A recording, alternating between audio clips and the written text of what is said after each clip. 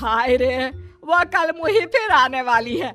मैं तो नहीं चाहती कि वो यहाँ आए। अरे तुम्हारे इकलौते बेटे की बीवी है, बहू है तुम्हारी, कोई बेगाना नहीं कि तुम नहीं चाहती कि वो घर ना आए। अरे उसका घर है ये। हाँ है तो, लेकिन याद है ना पिछली बार एक ही दिन के लिए आई थी, गांव की शक्ल ही बदल कर चली गई। इस बार न जाने क्या क्या करेगी। कलावती अपनी बहू रमा के गांव आने से परेशान थी। अरे शहर की लड़की है, गांव आकर क्या कमाल करती है देखिए। रमा रेलवे स्टेशन पर। हाय रे, गांव की जमीन पर पैर रखते ही गोबर की बदबू आने लगी है। कैसी बात कर रही हो? इसी महक को सूंघ सूंघ कर तो मैं बड़ा हुआ हूँ। हाँ, तभी तुम्हारे परफ्यूम का खर्चा इतना ज्यादा है। पति को रमा की बात बिल्कुल अच्छी नहीं लगती। अब कोई आया है क्या रिसीव करने? कोई क्यों आएगा, मेरा गांव है, गली गली की पहचान है मुझे। चलो आगे से टांगा कर लेते हैं। No no no no, last time मेरी कमर लचक गई थी, मैं तो पैदल ही ठीक हूँ। भाई मैं तो टांगे पर ही जाऊंगा, वैसे भी शहर में टांगा कहाँ मिलता है। पति टांगा बुलाकर उसमें बैठकर चला जाता है। अरे वाह, हाय रे मेरा बेटा। पर बेटा इतना दुबला क्यों हो गया तू? बेटा बहू नहीं आई क्या? अच्छा ही तो है ना नहीं आई, आती तो बस अपनी शेखी झाड़ती रहती शहर की सारी। मुझसे नहीं होता, अभी आती तो कहती। बस तभी बहू की आवाज जोर से आती है।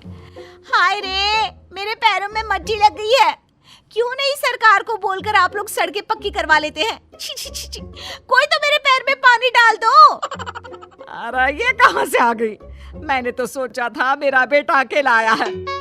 लेकिन जैसे ही सास की नजर बहू पर पड़ती है तो वो उसके कपड़े देखकर जोर से चिल्लाती है।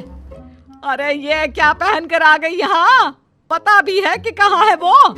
अरे कैसी लड़की है, बेटा शहर ही छोड़ देता इसे तो। हाँ हाँ, मुझे भी शौक नहीं है इस मिट्टी में पैर मारने का। अरे जा जाकर साफ हो जा और खाना बना ले। माँ जी, अभी अभी चली आ रही हूँ, आज तो खाना आप बना लेती। हाय रे, मैं बना लेती? कहीं की महारानी है क्या तू? जा जाकर काम कर। शहर की होगी अपनी, मेरे गांव में मेरी चलती है। हाँ जा। बहू जाकर नहा धोकर किचन में पैर रखती ही है कि जोर से चिल्लाती है। अरे वो गैस चूल्हा कहाँ गया? और सिलेंडर भी नहीं दिख रहा। माँ जी, मेरे पापा ने गैस इसलिए तो दिया था कि मुझे ये मिट्टी वाले चूल्हे में ना खटना पड़े। आपने वो भी हटा दिया क्या? हाँ, क्योंकि गैस का रेट पता है क्या चल रहा है? लकड़ी फ्री की होती है। अरे जा जाकर चूल्हा सुलगा कर खाना बना जल्दी से। अरे जाना, माँ की मदद कर दे आज के लिए। हाँ हाँ, बीवी का गुलाम। सास बहू एक किचन में। सर से पल्ला क्या तेरी नानी आएगी लेने? शादी को 2 साल हो गए, लेकिन लड़की बनी घूम रही है, ना बिंदी ना सिंदूर। अरे लगाया तो है सिंदूर, ये देखिए। बहू पल्ला गिराकर सास को सिंदूर दिखाती है। अब मेरे साज श्रृंगार पर चर्चा हो चुकी हो तो चलिए खाना भी बना ले। आप तो सुबह से ठूस रही होंगी, हम लोग तो अभी अभी आए ना सफर करके। उधर बाहर बेटा और पिता आपस में बात कर रहे थे।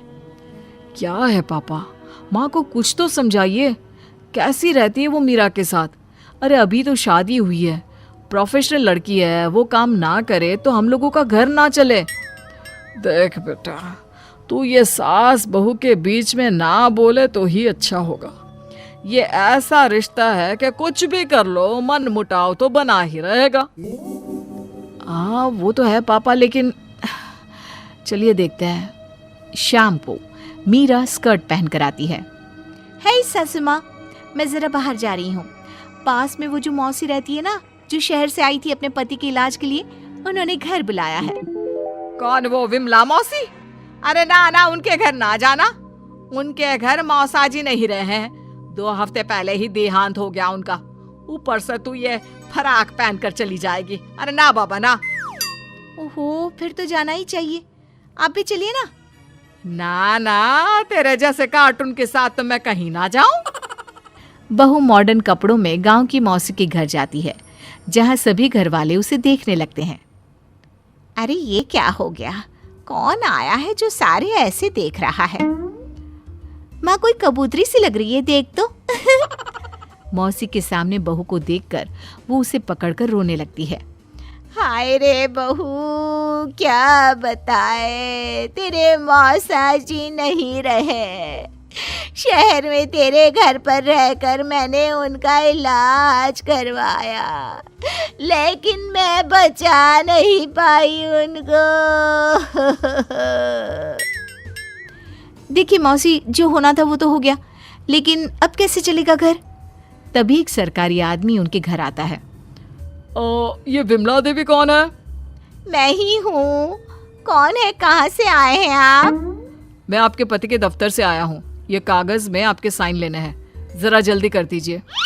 विमला मौसी जैसे ही साइन करने जाती है, बहू रोक लेती है।